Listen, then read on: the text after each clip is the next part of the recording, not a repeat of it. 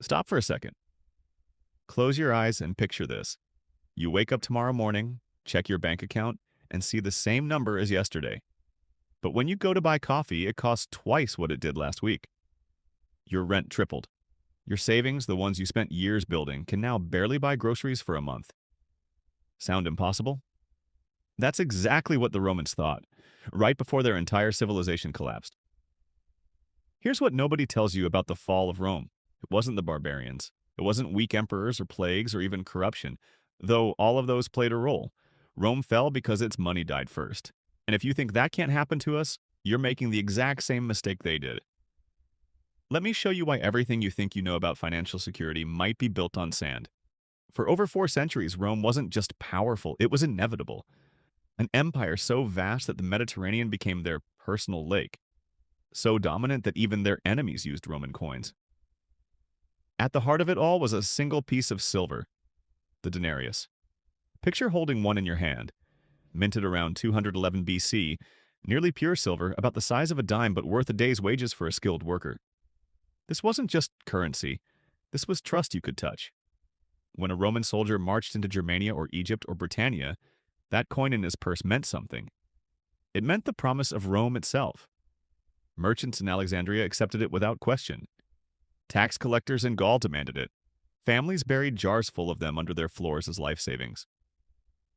The denarius was the dollar of its age, except it was backed by actual metal, not promises from politicians.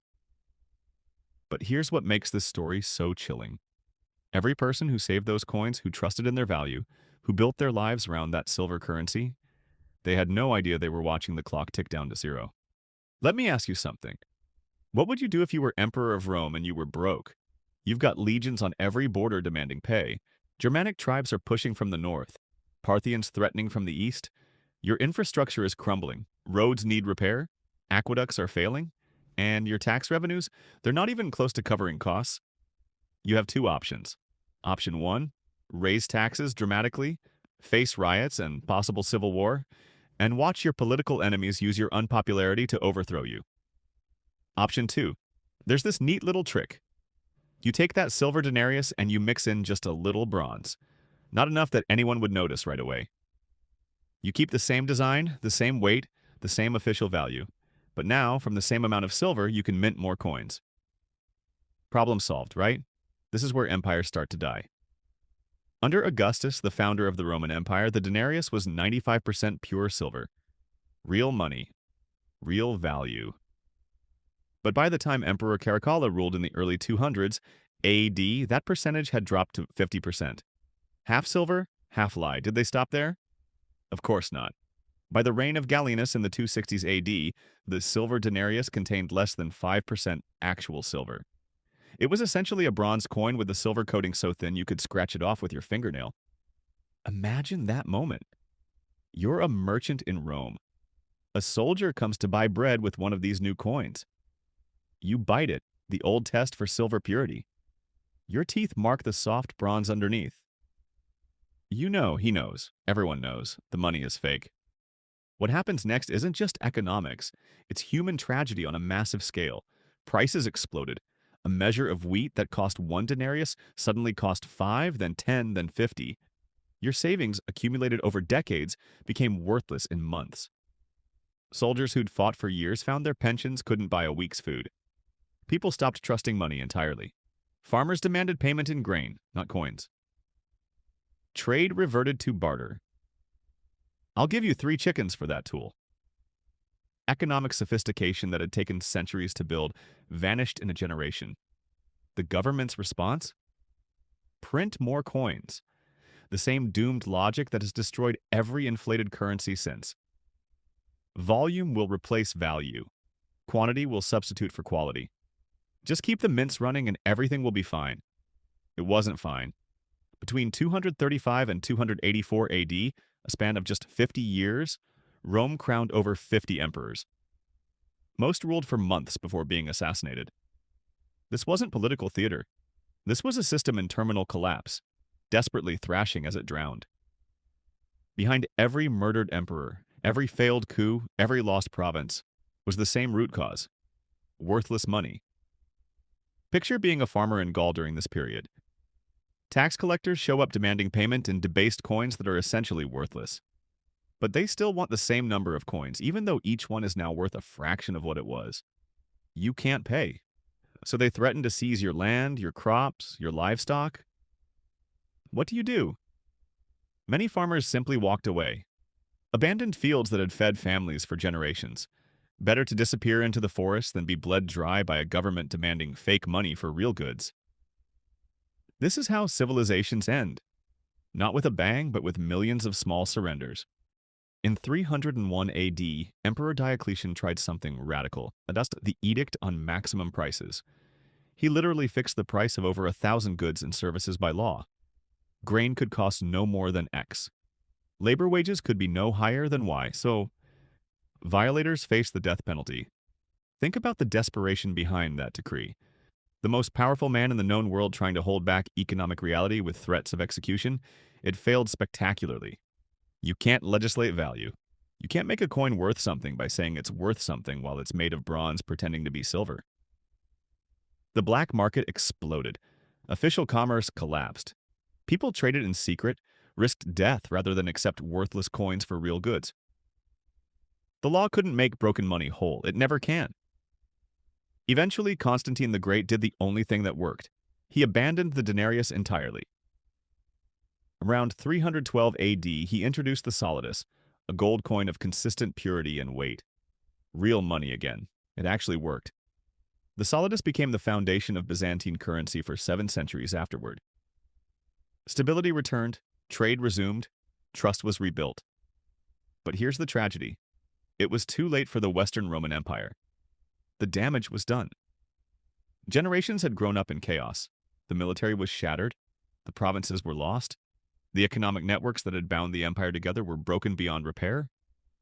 Rome staggered on for another century and a half, but it was a zombie, already dead, just too stubborn to stop moving.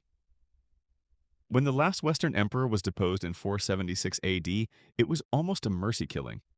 Now here's where this gets personal for you and me. Every single thing I just described has happened again. And again. And again. The names change. The technology changes. The fundamental pattern never does. Germany, 1923.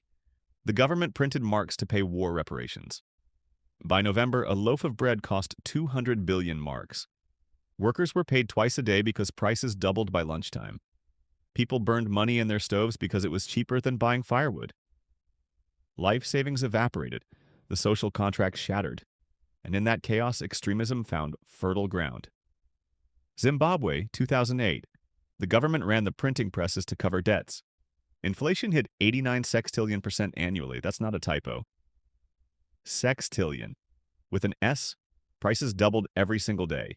Eventually, they just gave up and abandoned their own currency. Venezuela, right now as I'm speaking. Monthly inflation so severe that people measure wealth and ability to buy food this week, not this year. But you're thinking, that's not us. We're not Rome. We're not Zimbabwe. We're a modern economy with sophisticated institutions and central banks and economists who know what they're doing. Are we? In 1971, President Nixon ended dollar convertibility to gold. From that moment, the dollar became fiat currency, backed not by metal but by faith in government. And just like Rome, the temptation to spend beyond our means became irresistible. $1 in 1971 could buy what takes over $7 today. The coins look the same. The bills look the same. But the value has been systematically extracted year after year, decade after decade. The method is more sophisticated than Rome's crude debasement, but the result is identical. Your money is worth less every single year by design. Here's what makes this moment in history uniquely dangerous. When Rome collapsed, it was a regional catastrophe.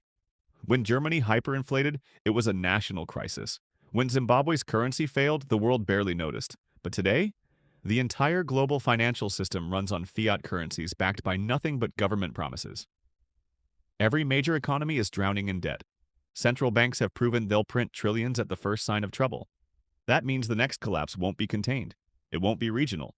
When the trust breaks this time, it breaks everywhere, all at once. And who suffers? Not the wealthy who own land, businesses, resources. Not the elites who can shift assets across borders and currencies. It's the teacher with a pension, the factory worker with savings, the retiree on fixed income, The middle class who played by the rules saved their money and trusted the system, just like Rome. So, what do you do with this information? How do you protect yourself when empires are built on monetary sand? First lesson: inflation is not an accident, it's policy. When your government tells you inflation is transitory or necessary for growth, understand what they're really saying. We're going to extract value from your money, and we'd prefer you didn't notice. Second lesson: real wealth doesn't live in currency, it lives in assets. Romans who survived the currency crisis owned land, productive farms, physical goods. Germans who preserved wealth through hyperinflation held foreign currency or real estate. Today, the same principle applies. Skills that can't be inflated away. Productive assets, resources with inherent value. Paper promises from governments are always the first thing to burn. Third lesson: stability is temporary, fragility is permanent. Romans in 100 AD would have laughed at the suggestion their coins would become worthless. Germans in 1913 couldn't imagine wheelbarrows of cash. Americans in 1960 would have dismissed the idea of the dollar losing 85% of its purchasing power. Yet, here we are. The financial system isn't a law of nature. It's a human construct, fragile and dependent on trust. When that trust breaks, slowly, then suddenly, everything built on it collapses. Here's what I need you to understand. This isn't ancient history. This isn't someone else's problem. This is the hidden architecture of the world you live in right now. Every denarius that passed through Roman hands looked solid until the day it didn't. Every person who lost everything thought they had time until they ran out of it. You cannot stop empires from making the same mistakes. You cannot prevent governments from debasing currencies, but you can refuse to be the victim of a pattern that's been repeating for 2,000 years. If this video changed how you see money, if it made you question assumptions you didn't even know you had, then do two things. 1.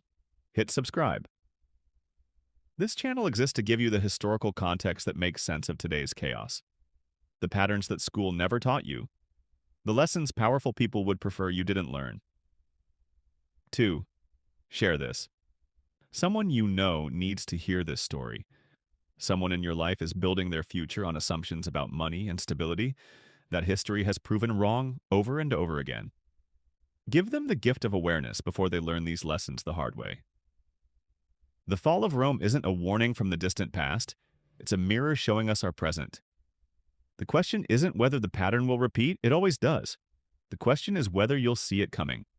Remember those Romans saving silver denarii under their floors? They thought they were building security for their families. They thought they were playing it safe. They died broke, watching everything they'd built turn to dust, never understanding how money that looked the same could become worthless. Don't be them. History has already shown you the ending. The only question is what you're going to do about it. I'll see you in the next one, if there is a next one.